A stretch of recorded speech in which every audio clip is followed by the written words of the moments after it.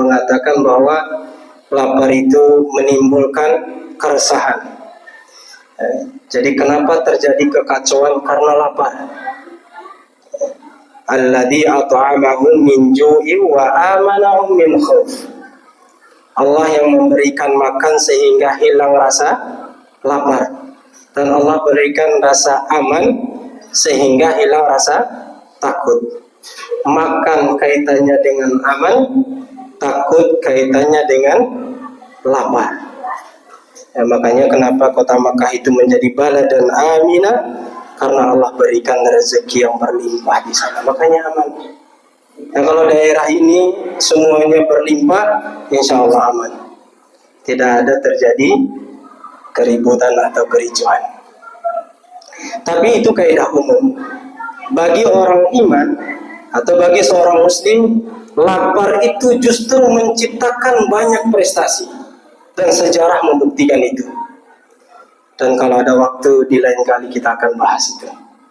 Malam hari ini momentumnya adalah momentum Al-Quran. Mengapa Ramadan ini menjadi mulia? Kenapa Ramadan ini menjadi bulan yang sangat mulia? Karena Allah Subhanahu wa taala mengatakan syahrul Ramadan alladzi unzila fihi al-Quran. Karena di Ramadan ini Allah turunkan Al-Quran. Qurannya mulia, bulannya jadi ikut mulia. Bahkan di dalam bulan Ramadan ini ada satu malam, dan malam itu menjadi malam terbaik di antara seluruh malam-malam kita ini. Dia adalah malam Lailatul Qadar. Kenapa? Karena di dalamnya Allah turunkan Quran. Inna anzalnahu fi Lailatul Qadar. Allah turunkan Quran secara keseluruhan. Dari Allah kemudian ke Lauhul Mahfuz. Baru kemudian dari Lauhul Mahfuz diturunkan secara berangsur-angsur. Nah, malaikat yang kemudian mendapatkan amanah untuk menyampaikan wahyu Al-Quran ini kepada baginda Nabi Muhammad SAW, Qurannya mulia, malaikatnya ikut mulia. Sampai kemudian Jibril mendapat gelar Ruhul Amin. Bahkan Nabi SAW kenapa menjadi Nabi yang terakhir? Nabi sebagai penutup. Artinya kalau sudah ditutup, sudah sempurna agama ini. Karena Quran diturunkan kepadanya. Dan mengapa kita ini sebagai umat Nabi Muhammad SAW sebagai khair ummah, umat yang terbaik? Kenapa? Karena datang kepada kita hudan, petunjuk, yaitu Al-Quranul Karim. Maka kalau di diri kita, keluarga kita, masyarakat kita selalu ada Quran, maka insya Allah kita akan menjadi manusia yang terbaik, masyarakat yang terbaik, keluarga terbaik. Sebagaimana Nabi SAW mengatakan, khairukum man ta'allama al-Qur'ana wa 'allamahu. Sebaik-baik manusia adalah dia yang mempelajari Quran dan mengamalkannya. Jadi kalau mau menjadi manusia yang terbaik gampang. Berinteraksi dengan Quran. Ini saya baca di depan ada yayasan di sini. Apakah ada ngaji bapak-bapak mulai dari Iqra atau sudah Quran semua ini? Sudah Quran. Alhamdulillah, Masya Allah. Saya mengajar di BTP, itu bapak-bapak usia sudah lanjut, usia 70 baru belajar Iqra. Tapi tidak jadi masalah. Kenapa? Karena menuntut ilmu itu bukan tentang usia, tapi bagaimana kita punya semangat supaya apa? Man salaka tariqan yaltamisu fihi ilman sahhalallahu lahu tariqan ila jannah. Kalau dia meninggal dalam proses menuntut ilmu, maka Allah mudahkan jalan baginya menuju surga. Makanya kalau sudah tua jangan merasa sudah susah masuk ilmunya, jangan. Tetap belajar. Dimanapun ada kajian ilmu, maka hadiri. Supaya Allah takdirkan kita meninggal dalam kondisi menuntut ilmu, maka insya Allah Allah mudahkan kita jalan menuju surga.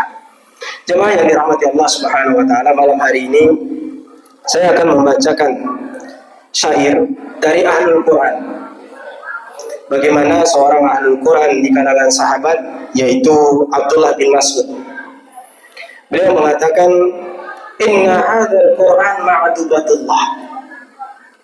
Sesungguhnya Quran ini adalah hidangan Allah. Quran ini adalah hidangan Allah. Bayangkan jemaah, hidangan. Kalau kemudian raja memberikan kita hidangan, lalu kemudian timbul dari diri kita ini nafsu untuk kemudian menikmati hidangan itu karena begitu nikmat kelihatannya, maka bagaimana dengan raja di atas raja memberikan hidangan? Tentu nikmatnya tiada tara. Al-Fatihah pasti akan berbeda rasanya dengan Al-Baqarah. Al-Baqarah pasti akan berbeda rasanya dengan Ali Imran. Begitu pun seterusnya. Kemudian kata beliau, "Fata'allamu min ma'dubatihi mastata'tum." Dan nikmatilah olehmu dari hidangan Allah ini semampu kamu. Dan ingat, kata mastata'tum bukan makan, udah, bukan. Tapi mastata'tum itu kita makan sampai betul-betul kenyang, tidak bisa masuk lagi makanannya. Nah, itu mastata'tum. Allah hidangkan sholat. Sholat ini sampai kapan? Sampai mastata'tum hatta ya'tiyal yakin. Sampai kemudian kita meninggal dunia.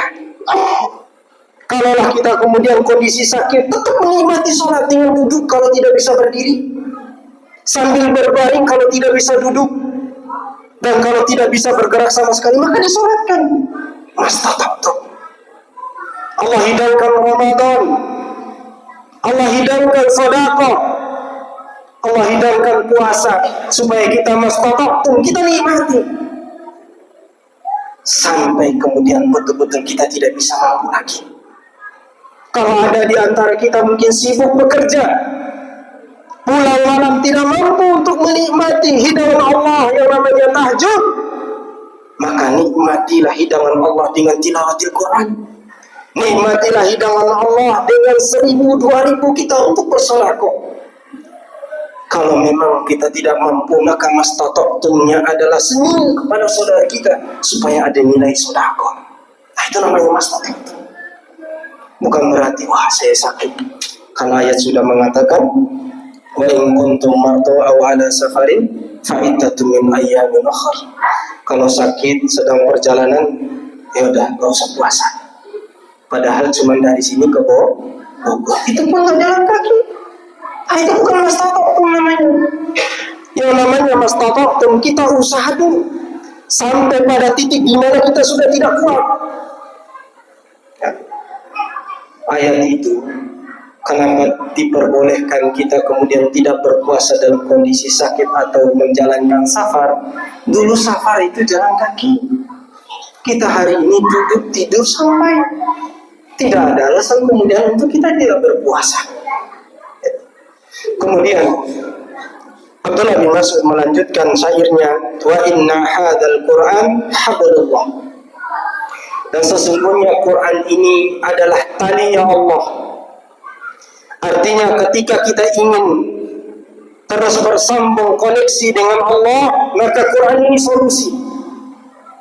Kalau kita sudah tinggalkan Quran, maka putus antara kita dengan Allah. Bagaimana kemudian kita menikmati apa yang kemudian menjadi perintah Allah kalau kita jauh dari Quran? Atau kita mengambil Quran semau kita saja? Maka jamaah yang dirahmati Allah Subhanahu wa taala, jadikan Quran ini sebagai tali penghubung kita dengan Allah. Semakin dalam kita membaca Quran, semakin dekat rasanya kita dengan Allah Subhanahu wa taala. Kemudian beliau melanjutkan, wa huwa nurul mubin. Dan Quran ini adalah cahaya. Di mana ada kegelapan diterangi, pergi gelapnya. Di mana ada kebuntuan datang Quran, selesai. Bukankah Allah Subhanahu wa taala memberikan penerangan kepada kita di dalam Al-Quran ketika kita mengalami kebuntuan? Contoh, beberapa orang kemudian pernah mendatang kepada saya kemudian, karena alhamdulillah kemarin saya baru launching anak yang kedua. Alhamdulillah, nikmat dari Allah. Kemudian ada teman saya bertanya begini, kawan, saya ini sudah lama, bahkan lebih dulu saya menikah dibanding Anda. Saya sudah datang kepada berbagai macam dokter, bahkan tukang urut, untuk kemudian berikan solusi supaya saya bisa punya keturunan. Tapi kalau Allah hari ini belum Allah takdirkan, maka kemudian saya katakan baca Quran. Kenapa Quran jamaah dirahmati? Mungkin ada di antara kita yang sudah melaksanakan sholat istisqa, ingin minta hujan tapi Allah tidak takdirkan. Tapi alhamdulillah Bekasi ini tidak ada hujan tapi airnya datang. Oh, luar biasa ya. Nggak ada hujan, ujuk-ujuk banjir. Kemudian ada juga yang kemudian mengalami kegelapan dalam ekonomi, susah. Maka Quran ini sebagai solusi. Ketika kita membaca Quran, Allah kemudian mengatakan apa? Fastaghfiru rabbakum. Mohon ampun kepada Allah, beristighfar, perbanyak istighfar. Efeknya apa? Yursilis samaa 'alaikum midrar. Maka Allah akan berikan hujan yang lebat. Wa yumdidkum bi amwal. Allah akan limpahkan harta. Wa banin, dan Allah akan memberikan keturunan. Nah, ini Quran, jawaban dari setiap kebuntuan kita. Mungkin ikhtiar sudah kita lakukan, tetapi jangan lupa semuanya itu atas izin Allah Subhanahu wa taala. Maka fastaghfiru rabbakum, perbanyak istighfar. Nah, ini menariknya Quran. Bahkan Quran ini bisa menjadi solusi atas seluruh kehidupan kita ini. Lalu kemudian beliau melanjutkan, wasifa'un nafi', sesungguhnya Quran ini adalah obat. Ketika kita kemudian mengalami puncaknya ujian dari Allah Subhanahu wa taala, kesedihan yang kita alami begitu dalam yang kita rasakan, maka Quran itu sebagai sifat obat. Allah Subhanahu wa taala mengatakan, la yukallifullahu nafsan illa wus'aha. Allah itu nggak bakalan menguji kamu kecuali kamu sanggup. Berat ujian ya Allah. Iya, Allah percaya bahwa engkau adalah satu-satunya orang yang mampu melewati ujian itu. Nah, ini obat supaya kita ini tenang. Bukankah Nabi Ayub itu memiliki penyakit yang sangat dahsyat, tapi kesabarannya